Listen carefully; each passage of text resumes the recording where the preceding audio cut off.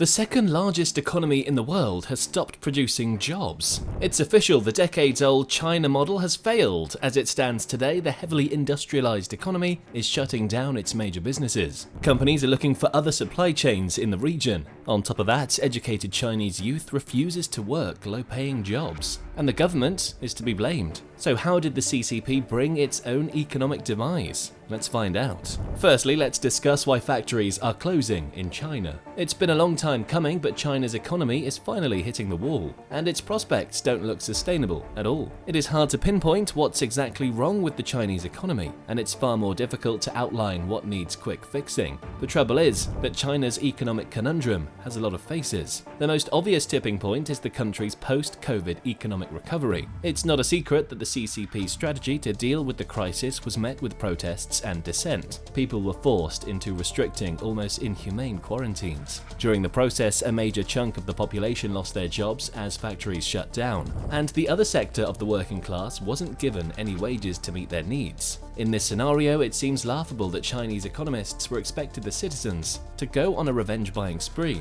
The idea was that local consumption would boost the country's dying economy. As it stands today, China's domestic consumption is at an all-time low. Western multinational corporations have enjoyed making a profit off China's large local consumption, but the truth of the matter is, China's purchasing power is pretty low. There are two reasons for that: unemployment and inadequate wages. In a nutshell, economists were proven wrong. In their defense, China has a decades-old history of recovering from the biggest economic crises. The CCP's regime was successful in fighting off the 2008 economic crisis to protect its markets from global vulnerabilities. But the year 2023 couldn't be more different. There are two very important considerations about the tidings of this new year. Number one, China's economic situation is bad on almost every front. The exports are diminishing quickly, the yuan is tumbling, its ally is fighting a losing war, and back home, the real estate sector is facing big losses. And then secondly, China's pride and privilege, its beloved industrial unit, is also failing. It is a complete shocker, but Beijing can't hold on to its factories. During the peak COVID times, China's production clients had come to a bitter, expensive realization. China's entry point in the global supply chain is not strong. This is to say that China's homegrown pandemic has paralyzed the global economy. From consumer goods like ice trays to iPhones, everything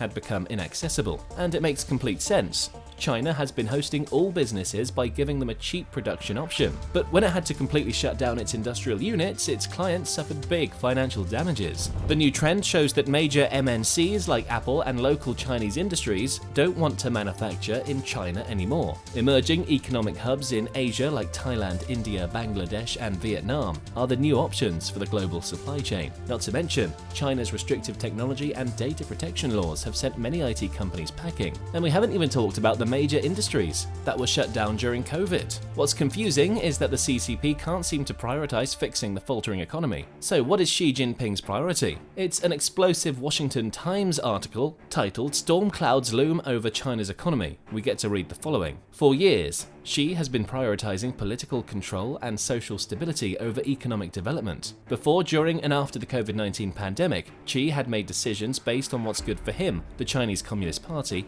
and China's national security, in that order. This particular part of the article alone shows us what exactly went wrong with the CCP. Of course, Xi isn't interested in winning the next election. In China, any sort of democratic process doesn't exist. What's happening then is that Xi is trying his best to maintain control over a faltering China. In the midst of an increasing hunger and unemployed youth, he knows that he has to take strict measures to rule the mainland. He's seen a small trailer of the Chinese youth taking over the streets in 2022. The massive wave of protests demanded a vote above everything else, and that ought to scare an authoritarian regime, right? In the aftermath of the protests, the Chinese government has become more strict. It's now meddling with more censorship, technological control, political crackdowns, and whatnot. Even then, Chinese leaders tell the world that they're open for business at every global forum. It's not shocking that China is running low on direct foreign investment. Yet the truth of the matter is the government refuses to disclose its economic data to major Western investors. The US in particular is warning its businesses to look elsewhere. And, well, American businesses seem to listen to their government. If classic economics is anything to go by, the CCP should be cutting its interest rates and devaluing the yuan. That's one traditional way to boost the failing sectors of your economy. In China's case, That would be its real estate sector. Yet Xi is busy fighting a war with the US on an economic and military front. At the same time, it's fueling warfare in Europe by supporting Russia against Ukraine. If that wasn't enough, China is actively very hostile toward foreign businesses too. Just recently, it has forced tech companies to share a major chunk of user data with the Chinese intelligence services. While the government is calling the surveillance a necessity to protect itself from the West, experts aren't convinced. It's not hard to predict what happens next. Forget about the American companies for a moment. Even the local Chinese success stories want to separate themselves from their origins. For instance, Shein has deliberately expanded itself in the West to avoid the Made in China label. Big tech and retail companies like Tencent, Alibaba, and ByteDance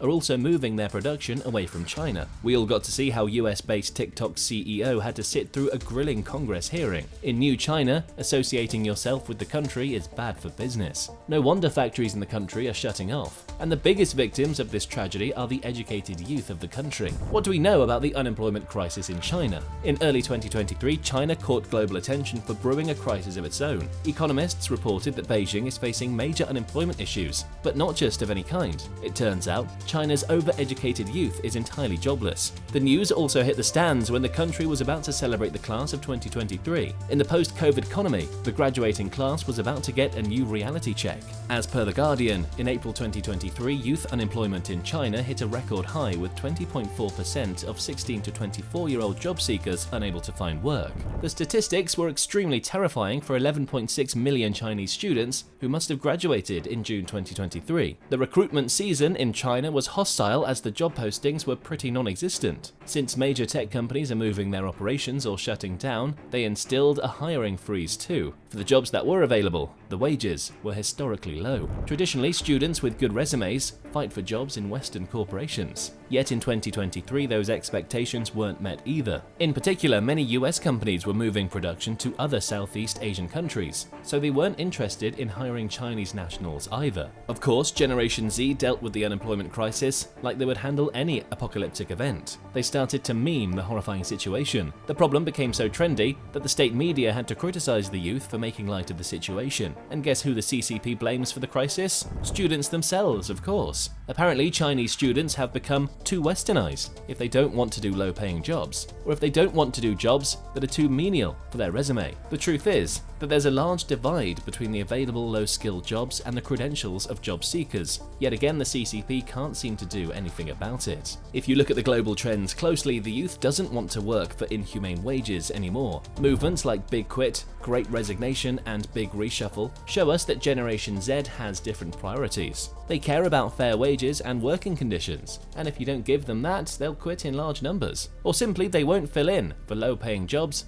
that are a downgrade for their resume. Even though these movements are based in the West, they can be felt in China too. The unemployment trend in the country can also be credited to the changing dynamics. Back in 2021, the CCP banned for-profit tutoring in the country. The news came as a blow to students who are majoring in education for the sole purpose of taking tutoring jobs. In China, it's easier to crack teaching jobs if you have a tutoring background. But the government suddenly dismantled the $150 billion industry, leaving many students high and dry. So what's the way forward now? It's safe to say that the CCP is aware of the unemployment problem in the country, but it also had bigger and more pressing battles to fight as well. This is not to say that the unemployment problem isn't important. The CCP just doesn't care about it enough. Currently, China's real estate sector makes up at least 1/4 of its economy, and it's not returning major profits. In a short amount of time, 53 property builders have gone bankrupt and major establishments are about to. It is expected that the CCP will pull off a major stimulus to make sure its real estate sector stays afloat. Yet the problem would remain the same. The unemployed chunk of the population won't be rushing to buy an apartment. The housing bubble in China has officially burst. In April 2023, the government announced subsidies for companies to hire unemployed graduates. It also planned to hire 1 million trainees for state-owned enterprises. But those were only small measures. As the class of 2024 sets to graduate in less than a year, China is still struggling to find jobs. By the looks of it, the unemployment crisis persists. Do you think China will have a better economic prospect in 2024? Let us know in the comments below, and we'll see you very soon.